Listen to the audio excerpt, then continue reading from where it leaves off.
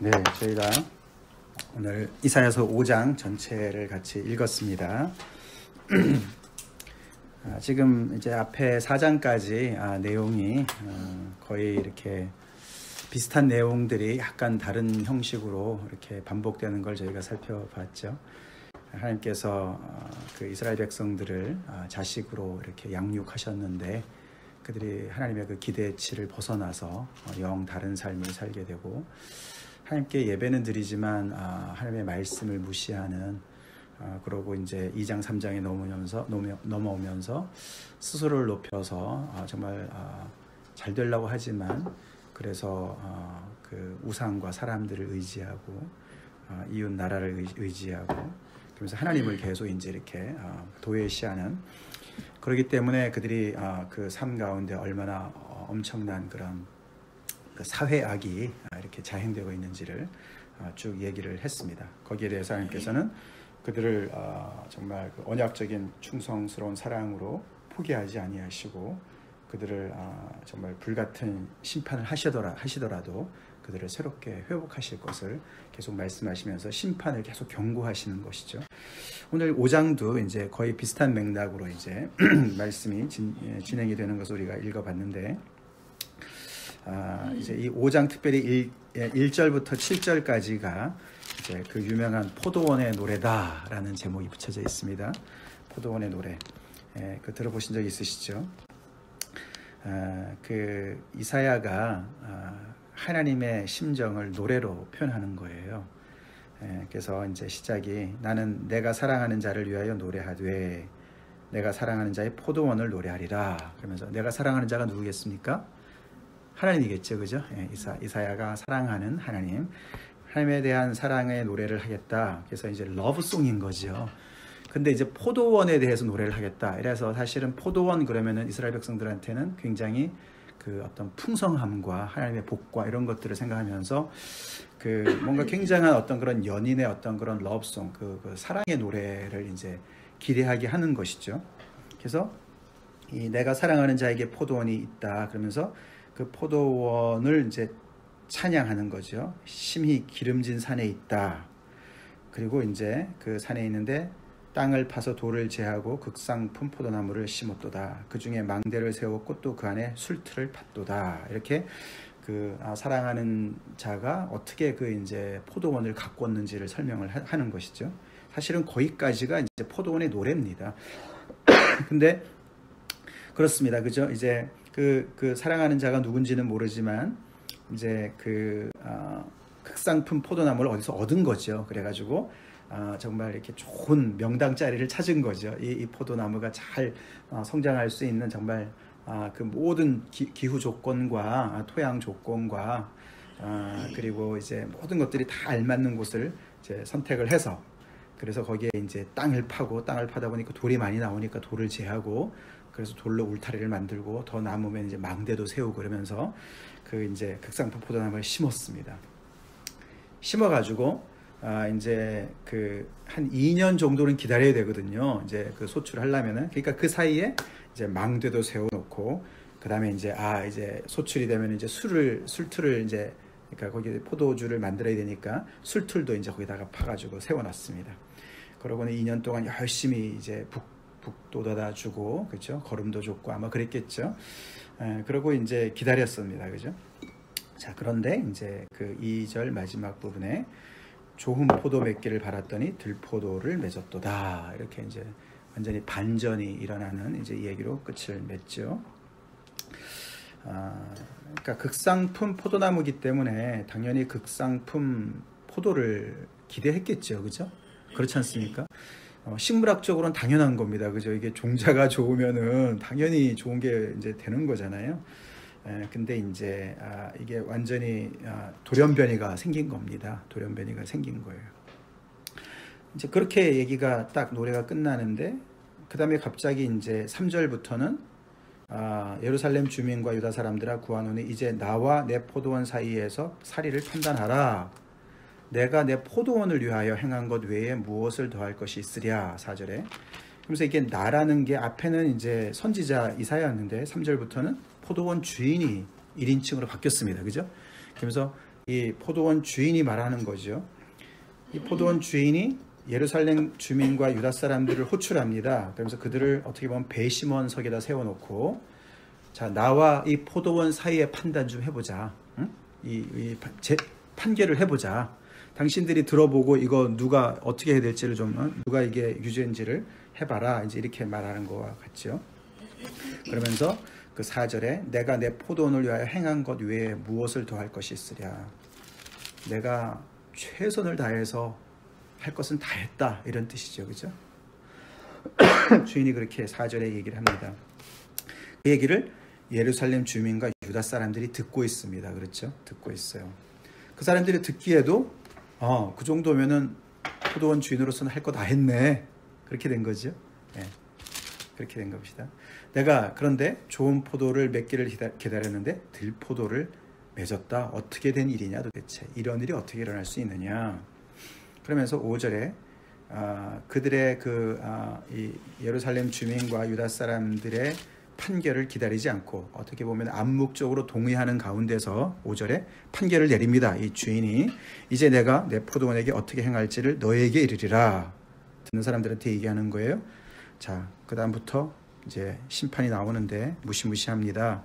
내가 그 울타리를 걷어 먹힘을 당하게 하며, 울타리는 동물을 보호하는 거 아니었습니까? 그죠? 야생 짐승들이 못 들어오게 하는 건데 그걸 걷어서 먹힘을 당하게 하고 담을 헐어서 짓밟히게 할 것이다. 여기서 그 걷어, 헐어 이 말이 이제 앞에 3장 1절에 보겠습니다. 보라, 주 만군의 여호와께서 예루살렘과 유다가 의뢰하며 의지하는 것을 제하여 버리시되. 그 제한다는 말과 똑같은 단어입니다. 그래서 이 예루살렘 사람들이 의지했고 의뢰했던 것들을 하나님께서 제하여 버리시는 것처럼 똑같이 이 비유에서도 울타리를 걷어서 똑같은 단어를 일부러 쓰는 겁니다. 그래서 담을 헐어 짓밟게 할 것이고 그 땅을 황폐하게 할 것이고, 그래서 다시는 가지를 자름이나 북을 돋우지 못한다. 즉 다시 말해서 그 땅에는 더 이상 이제 황폐한 땅이 돼가지고 이제 농사를 못 짓게 된다는 얘기죠. 예, 농사 짓지 못하게 된다. 거기는 그래서 찔레와 엉겅퀴, 가시가 그냥 날 것이고, 더 나아가서는 구름에게 명해서 그 위에 비를 내리지 못하게 할 것이다. 그렇게 얘기합니다. 완전히 황폐한 땅이 되게끔 한다. 이 주인이 무슨 권세가 있는 분인 같아요. 그죠? 예, 구름을 명해가지고 비를 못 내리게 한다. 그러니까.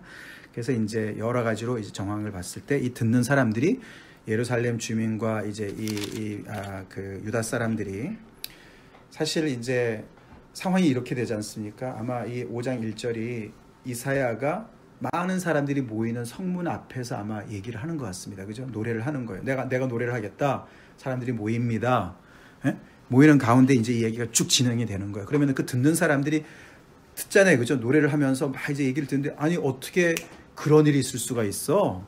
말도 안 되는 소리네. 그러면서 3절부터는 그들을 이제 호출하는 거지 않습니까? 그러면서 이들이 마치 이제 판단하는 자리에 서가지고, 정말 너무나 그는 그 포도원 자체가 너무 못됐구나, 잘못됐구나. 어떻게 그런 일이 있을 수가 있어? 포도원 주인의 마음에 굉장히 이제 동의하면서, 나라도 그렇게 하겠구나, 라는 생각이 들게 하는 건데, 그죠? 자, 그래서 그 포도원 주인이 심판 내리는 건 당연히 그렇게 해야 되겠다라고 얘기를 하게끔 한 다음에 7절에 한번 같이 읽어볼까요? 무릇 만군의 여호와의 포도원은 이스라엘 족속이요 그가 기뻐하시는 나무는 유다 사람이라. 그들에게 정의를 바라셨더니 도리어 포악이요 그들에게 공의를 바라셨더니 도리어 부르짖으였도다. 그렇게 결론이 나는 거예요. 자, 어떻게 보면은 넋을 놓고 듣다가 보니까 그 스토리에 빠져들었습니다. 그죠? 그래서 그 스토리에 들어가면서 진짜 포도원 주인의 심정이 너무 이해가 되는 거죠. 너무 이해가 되고, 어떻게 포도나무나 그 포도원이 그렇게 정말 그 포도원 주인의 그 노력을 다 이렇게 정말 무산시키고 그렇게 들포도를 맺을 수 있을까? 말도 안 되는 일이 벌어졌네 라고 생각을 했는데, 결론이 그게 바로 너희들이야 라고 결론이 난 거예요. 바로 너다, 이렇게 되는 거죠. 마치 우리가 사무엘하 12장에 보면 다윗 앞에 나타난 나단 선지자 얘기 아닙니까? 그죠? 다윗이 말이죠. 그 우리아의 아내, 자기의 충직한 신하 우리아의 아내를 범하지 않았습니까? 밧세바를. 그러고는 그 일을 은폐하려고 우리아를 죽였습니다. 예, 전장에 나가가지고 간접적으로 죽였어요. 그 얘기를 이제 나단 선지자가 하나님께서 들은 다음에 가서 얘기할 때 스토리로 얘기하지 않습니까? 그죠? 처음부터 당신 죄졌죠? 이렇게 얘기를 안 해요. 그게 하나님의 방식에 항상 보면 이렇게 넌지시 던집니다. 인간은 참 신기해요. 그죠? 나는 잘 못 보는데 남의 이야기를 들어보면 너무 잘 보이는 거예요. 그죠? 이런 얘기를 들어볼 때, 야, 진짜 그 포도원 너무 못됐네. 근데 자기가 못된 거를 못 보는 거예요. 그죠? 그런 겁니다. 그래서 이 나단이 스토리를 얘기하죠. 어떻게 합니까? 한 마을에, 동네에 두 사람이 있습니다. 한 사람은 부자고 한 사람은 가난한 사람이에요. 부자는요, 소와 양이 너무나 많은데요. 가난한 사람은 이 암양 하나 딱 있었어요. 그래서 너무너무 자기 딸처럼 귀하게 키우고 그랬는데 이 부잣집에 손님이 왔었습니다. 근데 이 못된 부자가 자기 그 많은 소나 양 중에서 잡아서 손님한테 대접한 게 아니고 이 가난한 사람의 이 한 마리밖에 없는 이 암양을 뺏어가지고 그 자기 손님을 대접했습니다. 그랬더니 다윗이 노발대발하죠. 그놈은 죽어야 된다. 막. 예. 바로 당신이요. 그게 바로 당신입니다. 이렇게 된 거잖아요. 이제 그러면 똑같은 상황으로 이렇게 하나님께서, 이게 이제 문학적인 기법이죠. 그래서 이제 그게 바로 너희들이다. 이 여호와의 그러니까 이 내가 사랑하는 자, 이 포도원 주인은 만군의 여호와시고 포도원은 이스라엘 족속이다. 그 당시에 남북으로 나눠져 있지만 이스라엘 그러면 전체를 얘기하는 거예요. 북이스라엘과 남쪽 유다를 전체를 얘기하는 겁니다. 그리고 지금 듣는 사람들은 예루살렘 주민과 유다 백성들인 거예요. 그래서 너네다 바로 너네고, 그리고 그분이 기뻐하시는 나무는 바로 너희들이었다. 하나님이 근데 너희들한테 너희들을 극상품 포도나무를 취급하셨고, 너희들을 좀 하나님께서 너무나 정말 이렇게 귀한 이 젖과 꿀이 흐르는 땅에다 심어 놓으셨었다. 그래서 너희들한테 정말 귀한 포도를, 좋은 포도를 정말 원했다, 기대했다. 그게 바로 정의와 공의였다. 근데 너네는 어떻게 해요? 들포도를 맺었다. 이 들포도가요, 그게 그 단어가 썩었다 이런 뜻이랍니다. 썩었다. 그래서 이게 사실 좋은 포도나무에서 들포도는 안 맺히잖아요, 그죠? 예, 그건 아닌데 그게 오히려 번역이 좀 잘못됐다. 그러니까 썩은 포도, 냄새나는 포도를 맺었다 이렇게 얘기하는 거예요. 그래서 그게 정의를 바라셨는데 포악이었고, 블러드쉐드예요. 블러드쉐드. 그냥 서로 막 죽이는 거예요. 살인과 블러드쉐드. 그 다음에 공의를 바라셨는데 부르짖음밖에 없다. 아까 제가 그래서 출애굽기 3장을 읽어드린 거예요. 이들이 애굽에서 종살이 할 때 부르짖었지 않습니까? 짝하 하나님 앞에 부르짖었어요. 그 소리를 듣고 하나님께서 불쌍히 여기셔서 그들을 구원해내셨는데 이 땅에 부르짖음으로 가득하게 된 거예요. 그러니까 하나님이 그래서 이 앞에 이 1절부터 7절까지 포도원의 노래가 하나님의 심판의 노래이기도 하지만 굉장히 하나님의 비탄의 그런, 그죠? 슬픈 마음이 깃들어져 있는 거지 않습니까? 얼마나 정말 하나님께서 비탄에 정말 잠겨 계실까? 이게 참 우리가 히브리어를 좀 보면은 더 이제 이게 와닿았을 텐데, 이 이사야 이 글이 기가 막힌 글이랍니다. 저도 이제 히브리어는 배웠지만 히브리어로 성경을 읽을 만큼 익숙하진 않은데, 여기서 이제 이게 정의를 바라셨더니 도리어 포악이요. 그 말이 미슈파트를 원하셨는데 미슈타흐를 너네가 얻었다. 너네가 맺었다. 미슈파트를 원했는데 미슈파흐를 너네가 맺었고, 체다카를 원했는데 체아카를 맺었다. 발음이 너무 비슷하죠. 발음이 너무너무 비슷한데 그러니까 겉으로 볼 땐 비슷한 거예요. 그런데 정의와 포악과의 관계고 공의와 부르짖음의 그런 완전히 상반이 된 것을 맺었다는 거예요. 체다카를 체아카로 맺었다. 미슈파트를 미슈파흐로 맺었다. 그렇게 이제 이야기가 맺혀지는 거죠. 그래서 이제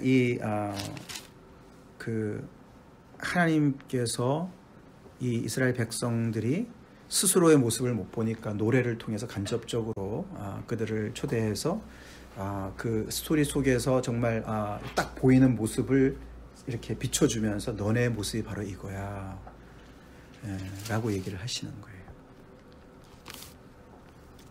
이런 이야기를 들었을 때 이제 회개하면 얼마나 좋겠습니까? 그죠? 회개하면 얼마나 좋겠습니까? 근데 이제 그것이 잘 안 되는 게 문제죠. 이게 이제 하나님의 심정입니다. 이스라엘 백성들을 향한 하나님의 심정인 거예요. 우리가 이거 잊지 맙시다. 그것이 또 우리를 향한 하나님의 마음이죠.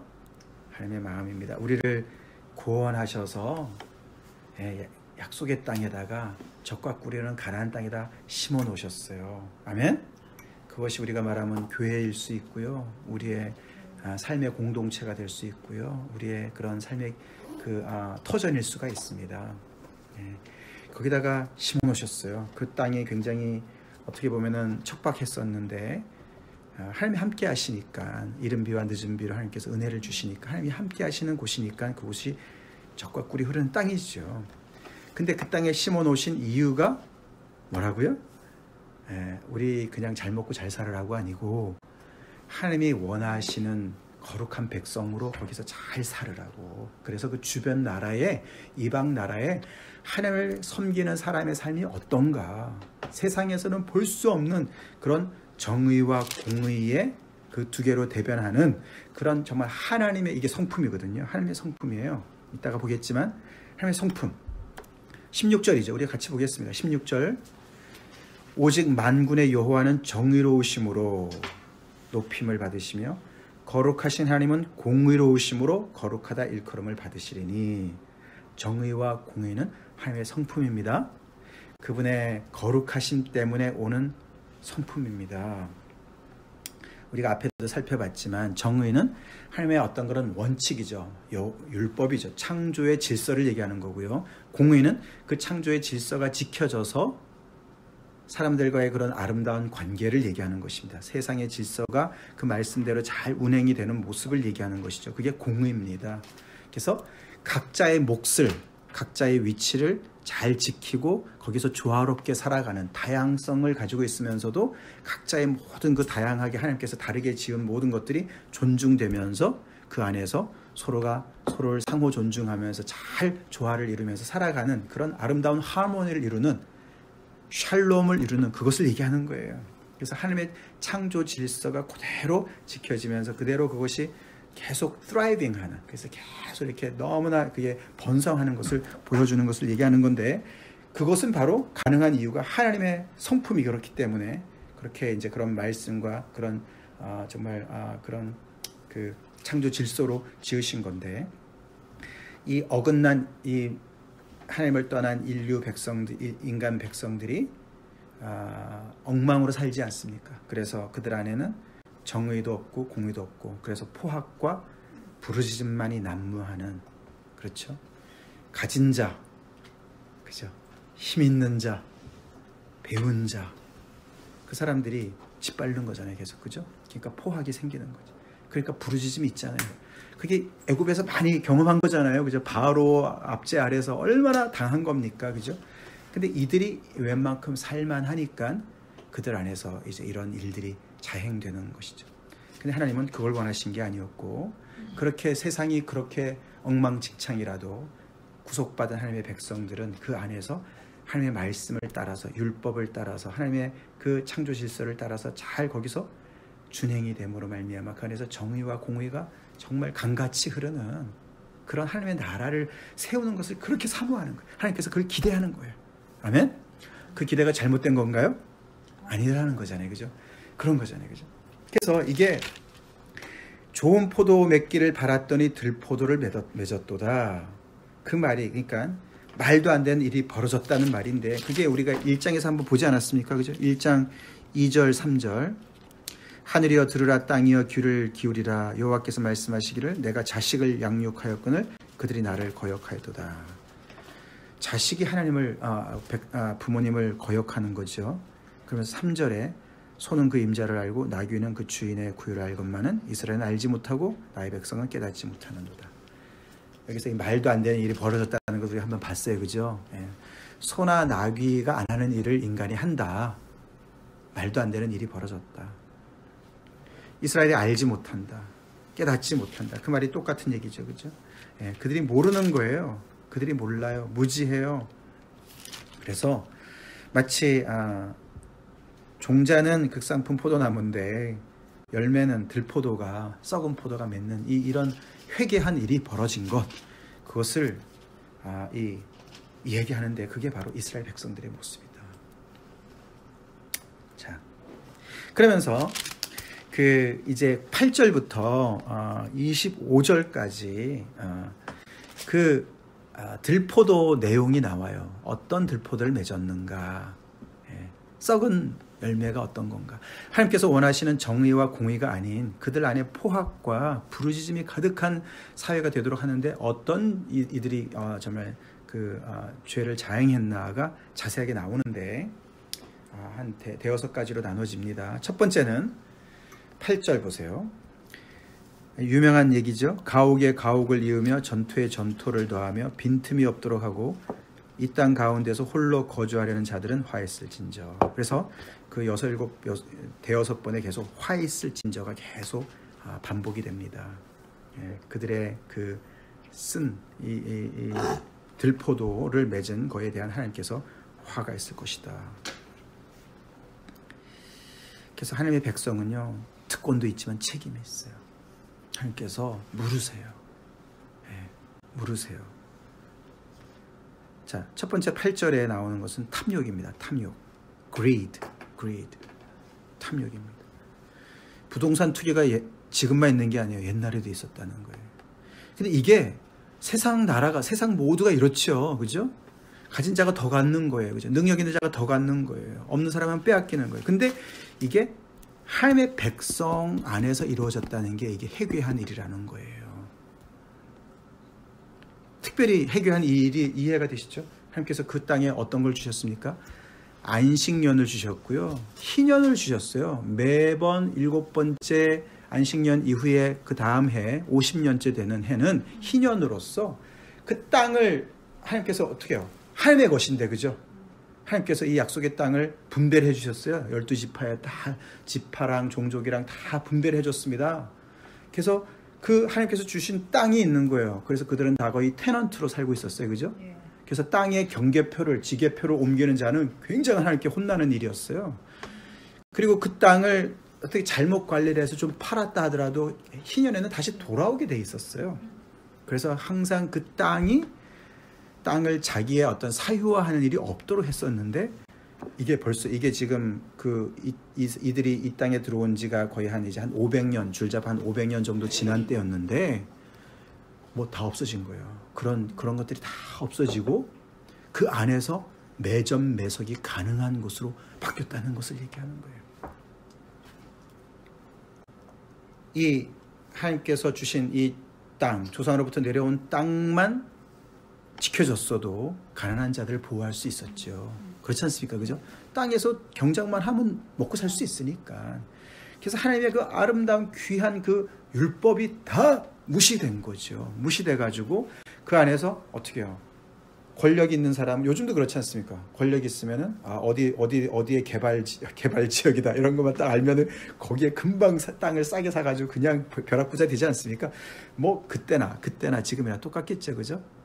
그때도 비슷한 거예요. 그래서 결국에는 이렇게 소수의 사람들이 그 안에 리소스를 독차지하는 일들이 벌어지게 됐다. 그래서 홀로 이 땅 가운데에서 홀로 거주하려는 자들이 있었다는 거예요. 그 땅에.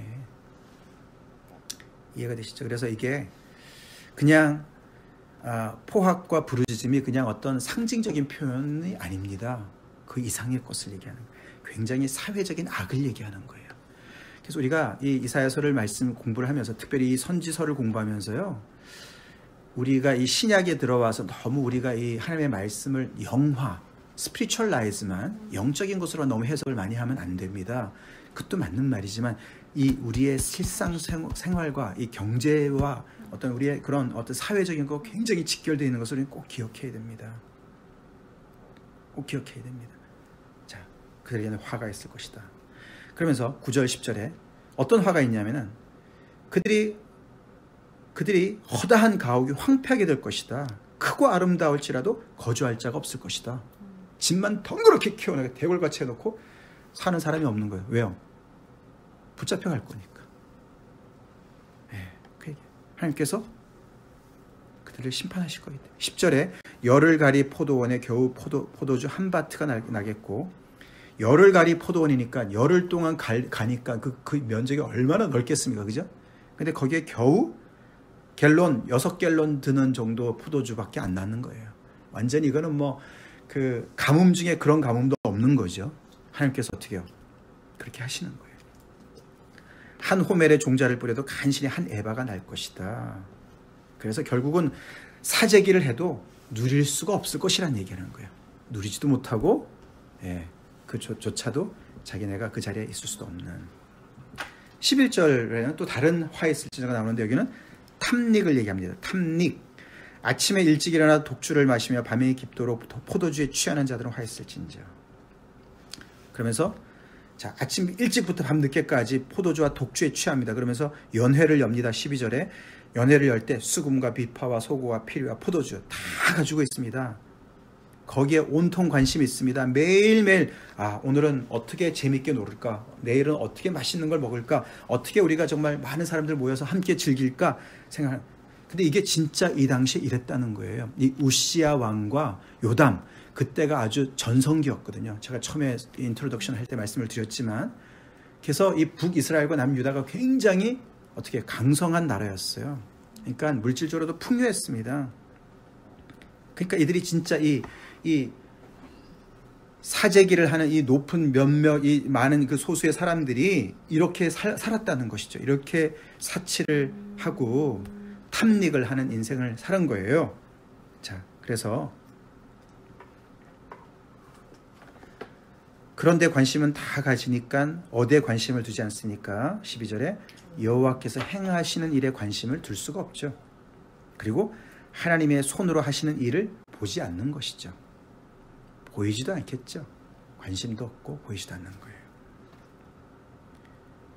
근데 이렇게 많은 사람들이 살고 있는데 그 하나님의 행하시는 일을 보고 손으로 하시는 일을 보는 사람이 이제 선지자인 거죠. 선지자인 거죠. 그들을 일깨우고 있지 않습니까? 그리고 이렇게 심판이 임할 것을 예고하고 있지 않습니까? 그래서 이렇게 치우치니까 항상 그렇죠. 탐욕과 탐닉은 같이 갑니다. 그렇죠. 일단은 뭐 이렇게 탐닉을 하려면 이렇게 먹고 흥청망청 살려면 뭐가 있어야죠. 그죠? 그러니까 어떻게 해요? 그냥 끌어모아서 그냥 밑에 돈이 숨을 못 쉴 정도로 끌어모으니까 말이죠. 그러니까 어떻게 됩니까? 이 제한된 리소스를 소수가 독차지하고 있으니까 수많은 사람 어떻게 됩니까? 파산 신고해야죠. 그죠? 뱅크럽시 됐고 먹고 살 수가 없죠. 가난한 자들이. 그죠? 근데 그런 거 전혀 상관없이 부자는 그걸 가지고 흥청망청 매일 잔치를 벌이고 있고 가난한 자들 굶어 죽는 것이죠. 부익부 빈익빈의 나라 이런 일들이 이 하나님의 나라에서 벌어지고 있었다라고 고발을 하는 겁니다. 13절 그러므로 내 백성이 무지함으로 말미암아 사로잡힐 것이다. 무엇에 무지한 겁니까? 세계 정세에 무지한 겁니까? 정치에 무지한 겁니까? 아니죠. 우리가 계속 봤지만서 이들은 계속해서 머리 굴리면서 그 열강 틈바구니에서 아시리아와 그 시리아 근처에 그런 많은 소수 국가들과 밑에 애굽 나라와 어떻게 줄다리기를 잘해야 될 건가, 줄타기를 어떻게 할 것인가 계속 머리를 썼습니다. 거기에 많은 지식을 가지고 있었지만 이들은 하나님에게 무지했죠. 하나님의 말씀에 무지했죠. 그래서 결국에는 그들이 사로잡힐 것이고, 그래서 귀한 자는 굶주릴 것이고 무리는 목마를 것이다. 귀한 자만 망하는 게 아니죠. 나라가 전체가 망하죠. 모든 다수의 무리는 목마를 것이다.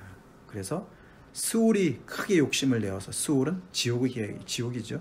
결국은 그들이 죽을 것을 얘기하는 것이죠. 한량없이 그 입을 벌린즉 그들의 호화로움과 그들의 많은 무리와 그들의 떠드는 것과 그 중에서 즐거워하는 자가 다 그 소리에 빠질 것이다.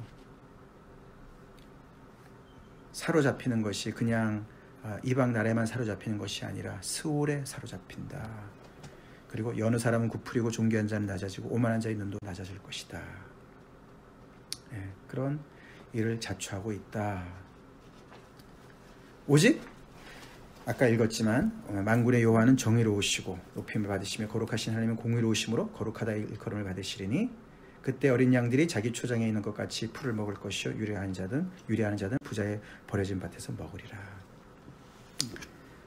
하나님께서 나서지 않으시면 이 나라가 완전히 멍하는 건데 하나님께서는 그 모든 지도자들이 타락해서 이렇게 나라를 망친 것에 하나님은 다시 개입하셔서 하나님의 정의와 공의를 회복시키시는, 그분의 거룩하심을 회복시키시는, 그러기 때문에 그 나머지 남아있는 사람들이 그 옛날에 다시금 어린 양이 초장에서 풀을 먹는 것처럼 그렇게 회복할 것을 암시하고 있는 것이죠.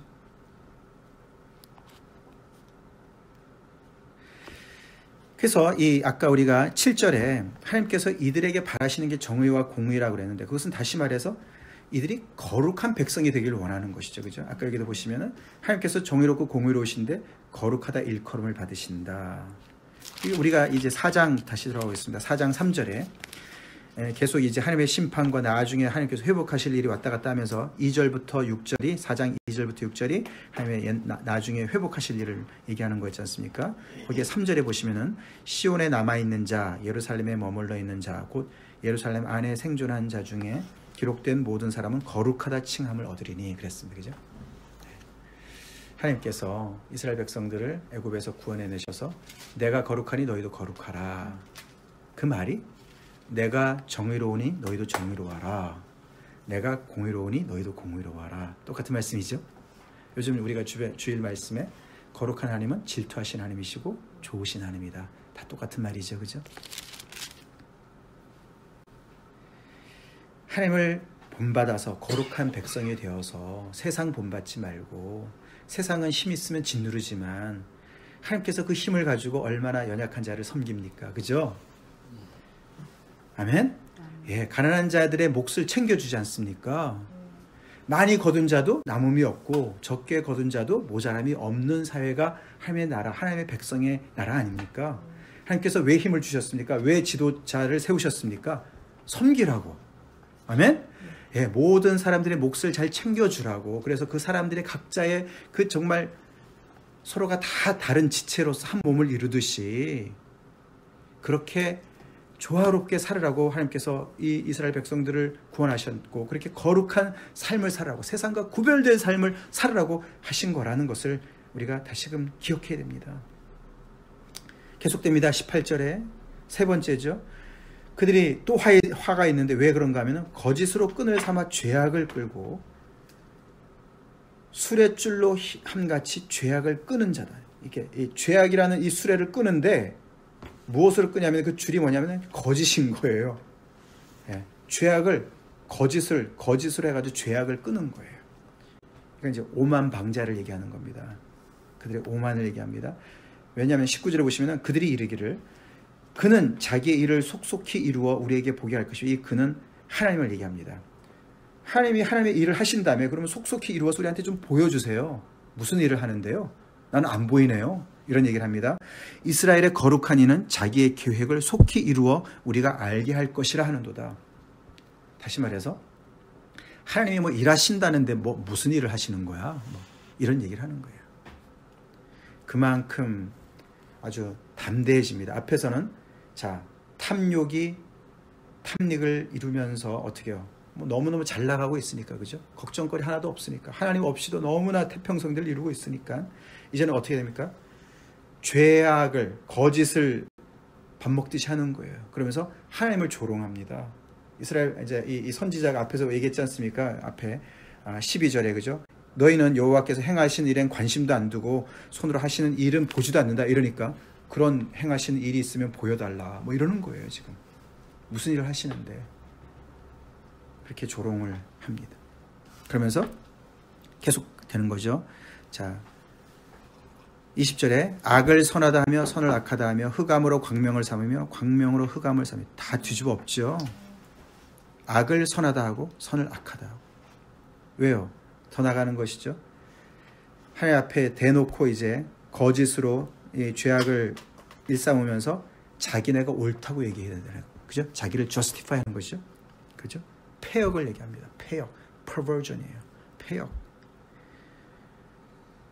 자기가 악을 행하면서 자기가 선하다고 해야 되니까 선과 악이 바뀌는 거죠. 그죠? 그러면서 쓴 것을 단 것으로 삼고 단 것을 쓴 것으로 삼는 자는 화있을진저. 그리고 스스로 지혜 있다며 스스로 명철하다 하는 자는 화있을진저. 자, 그러니까 기준이 어디로 가 있습니까? 자기한테 나가 있죠. 자기 중심적인 신앙이 이래서 무서운 겁니다. 하나님도 자기를 위해서 존재하는 줄 아는 거죠.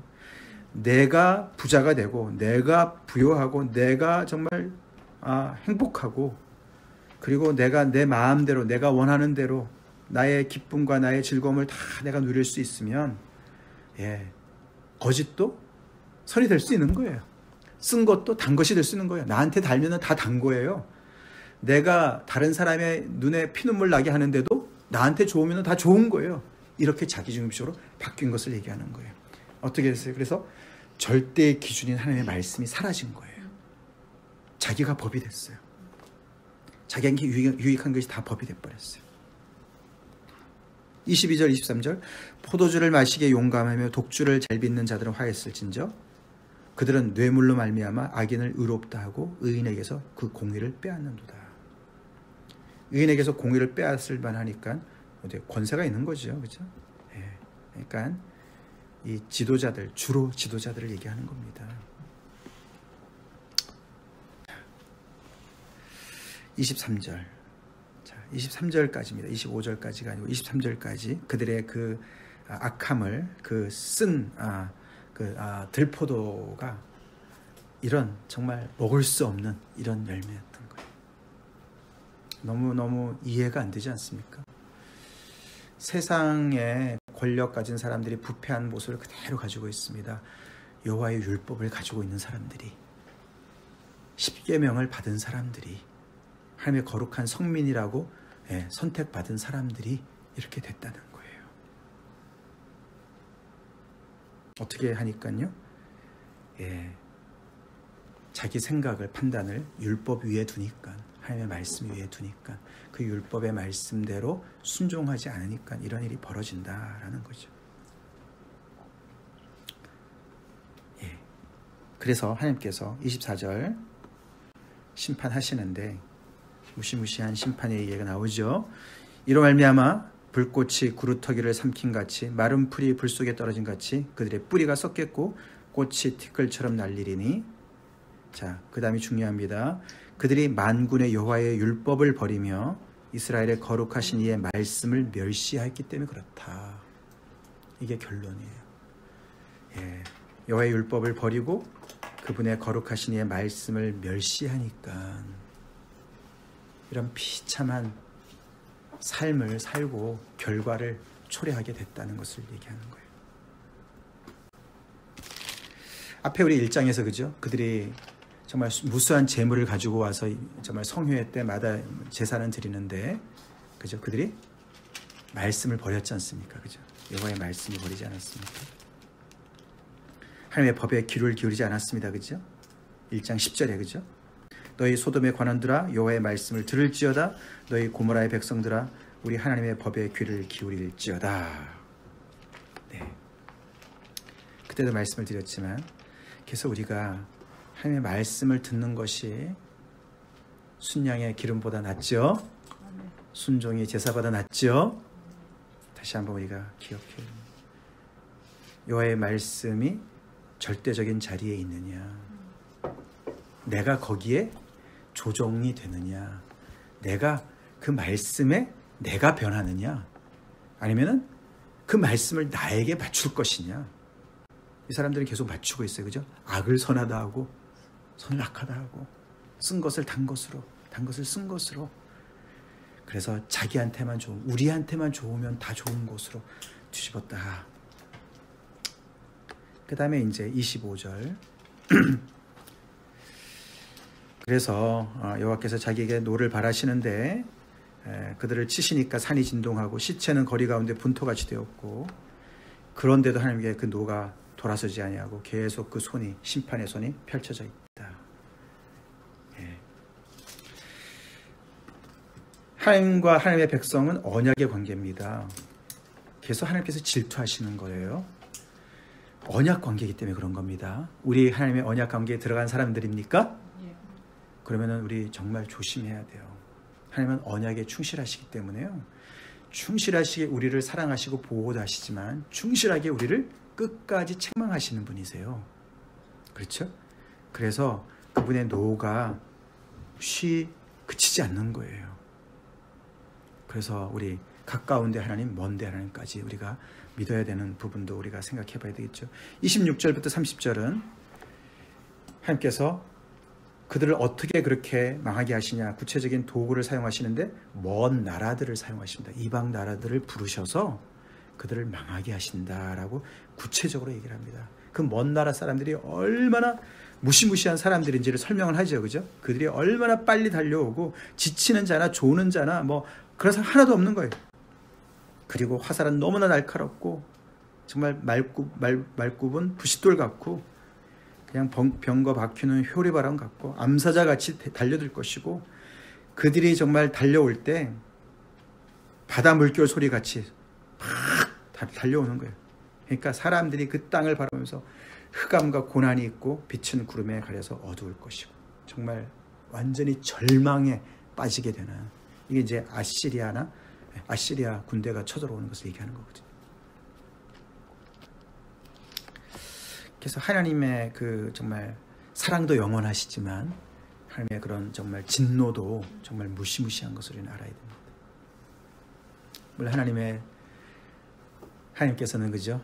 그 질투하신 하나님 이야기하시면서 나를 버리고 이제 우상을 섬기는 자들은 3, 4대까지 죄를 물으시고 하나님께 충성하는 자는 1000대까지. 할렐루야. 그래서 정말 우리의 그 정말 울음은 잠시 잠깐이고 그 다음에 우리의 기쁨은 영원하죠. 하나님은 늘 그러십니다. 그런데 하나님께서 심판하실 때 이렇게 무시무시한 것이죠. 자, 그렇게 해서 우리가 이제 30절까지를 살펴봤는데 우리가 잠깐 이제 적용을 하고 마치겠습니다. 자, 그래서 하나님께서 이들을 극상품 포도나무로 이렇게 이제 말씀하셨잖아요, 그죠? 너네를 거기다가 정말 그 아름다운 땅에 심어놨다. 그들이 극상품 포도나무인 이유는 그들 종자가 좋은 거는 다른 게 아니죠. 하나님의 말씀 때문에 좋은 거예요. 그렇죠, 그죠? 그거였어요. 다른 나라는 하나님의 말씀을 가지고 있지 않았습니다, 그죠? 하나님의 말씀을 받은 자들이에요. 그렇기 때문에 그들이 극상품이었어요. 근데 그 말씀을 거역한 거예요. 그죠? 하나님께서도 그 말씀을 받은 자들이기 때문에 그들에게서 뭔가를 기대하시는 거예요. 자, 그럼 우리는 예수 믿는 우리는 무엇을 받았습니까? 우리도 받은 게 많죠? 우리 하나님의 생명 받았죠? 구원 받았죠? 성령 받았죠? 하나님의 말씀 받았죠? 받았어요. 믿습니까? 죄사함 받았습니다. 우리가 죄를 고백할 때, 자백할 때 하나님께서는 우리를 자녀 삼으시고 우리 안에 새로운 마음을 창조하시고 우리 안에 하나님의 영을 부어주셨어요. 그래서 양자의 영을 부어주셨어요. 그래서 우리가 극상품 포도 맞습니까? 포도나무 맞습니까? 예. 그리고 우리 요한복음 15장에 가보면은 나는 참 포도나무요 너희는 가지다. 아멘? 즉 다시 말해서 우리 스스로가 뭔가 대단한 어떤 그런 사람이 아니라 우리가 예수님에게 접붙임파되었기 때문에 극상품 포도나무다라고 얘기를 하죠. 그러면 우리 또한 극상품 포도를 맺어야 된다는 거예요. 정의와 공의의 열매를 맺어야 된다는 거예요. 그것을 신약 용어로 얘기한다면 사랑입니다. 사랑이에요. 정의와 공의는 다른 것이 아니에요. 사랑입니다. 아멘? 사랑이에요.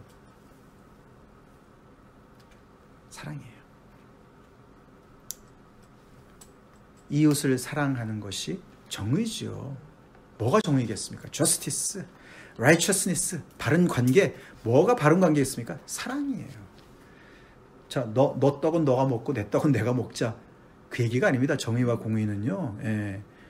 아닙니다. 그냥 바운더리 울타리를 딱 정해놓고서 그냥 서로가 침범하지 않으면 정의와 공의가 지켜지는 게 아니에요. 우리 요한복음 15장 잠깐 살펴보겠습니다. 요한복음 15장.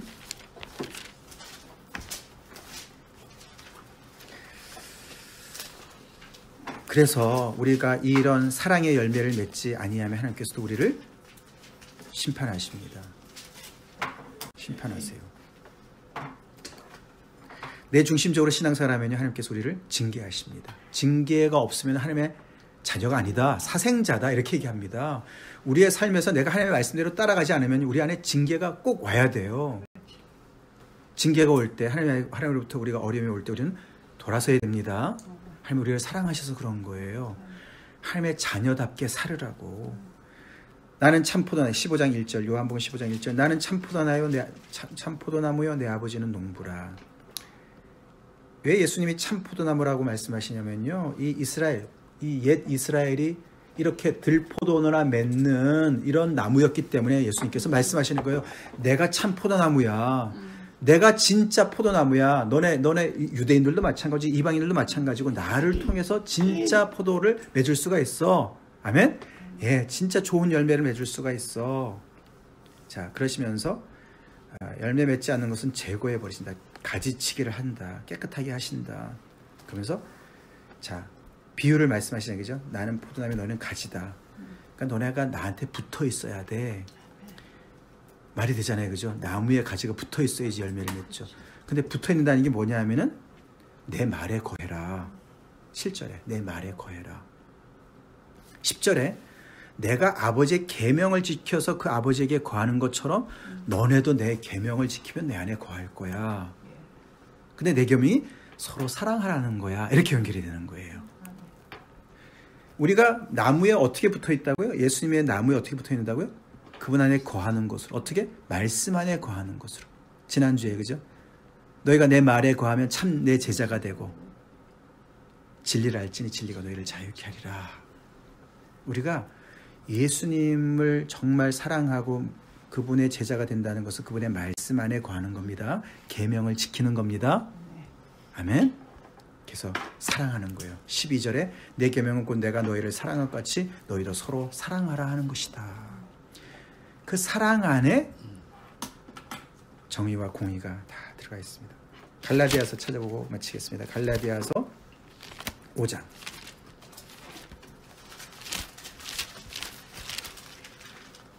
16절부터 26절인데요. 제가 읽겠습니다. 내가 이르노니 너희는 성령을 따라 행하라. 그리하면 육체의 욕심을 이루지 아니하리라. 우리가 예수님과 성령을 자꾸 분리하는데요. 물론 삼위일체 하나님이 다르시지만 결국은 예수 그리스도께 순종하는 것이 성령을 따라 행하는 것입니다. 성령 충만이 곧 예수 충만이에요. 아멘? 성령 충만이 말씀 충만이에요. 하나님의 말씀 안에 거하는 거랑 똑같은 거예요. 성령을 따라 행하라. 그러면 육체의 욕심을 이루지 아니하라. 이 두 개를 자꾸만 이제 이 바울이 비교하지 않습니까? 내가 성령을 따라 살 것이냐, 육체의 욕심을 따라 살 것이냐, 내 중심적인 신앙생활을 할 것이냐, 하나님 말씀 중심적인 신앙생활을 할 것이냐, 그 얘기합니다. 17절, 육체의 소욕은, 육체를 따라 살면은, 내 중심적으로 살면은 아무리 내가 크리스찬이라 할지라도 육체의 소욕은 성령을 거스르고 성령은 육체의 소욕을 거스르나니 이 둘이 서로 대적한다. 너희가 만일 성령의 인도하시는 바가 되면 율법 아래 있지 아니하리라. 육체의 일은 분명하니, 보세요. 이게 아까 우리가 읽었던 그 들포도 열매랑 얼마나 비슷한가 보십시오. 곧 음행과 더러운 것과 호색과 성적인 것을 얘기하는 것이죠. 우상 숭배와 주술과 원수 맺는 것과 분쟁과 시기와 분냄과 당짓는 것과 분열함과 이단과, 그죠? 그 안에 이런데 무슨 정의와 공의가 있겠습니까? 그죠? 투기와 술 취함과 방탕함과 또 그와 같은 것들이다. 크리스천이라고 이런 거 없습니까? 언제 있습니까? 우리가 예수님 믿어도 성령을 따라 살지 않고 말씀 따라 살지 않고 육체를 따라 살면 이런 거를 맺게 돼 있어요. 들포도를 맺게 되어 있습니다. 이런 자들은 하나님의 나라를 유업으로 받지 못한다. 못 받습니다. 그러면서 22절, 23절 같이 읽겠습니다. 시작. 오직 성령의 열매는 사랑과 희락과 화평과 오래 참음과 자비와 양성과 충성과 온유와 절제니 이 같은 것을 금지할 법이 없느니라. 아멘. 성령을 쫓아 살면, 예수님 안에 거하면, 참 포도나무 예수님의 가지로 붙어 있으면 사랑과 희락과 화평과 오래 참음과 자비와 양성과 충성과 온유와 절제의 열매를 맺게 될 것이다. 그것을 금지할 법이 없다. 그것을 막을 길이 없다. 그런 뜻이에요.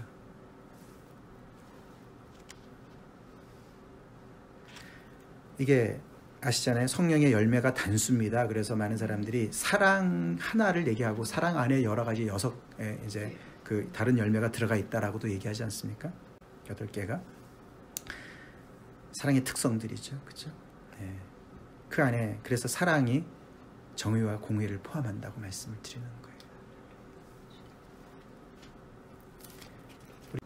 그런 열매가 우리 안에 풍성에 거하기를 간절히 우리가 기도합시다. 다 같이 잠깐 기도하시겠습니다.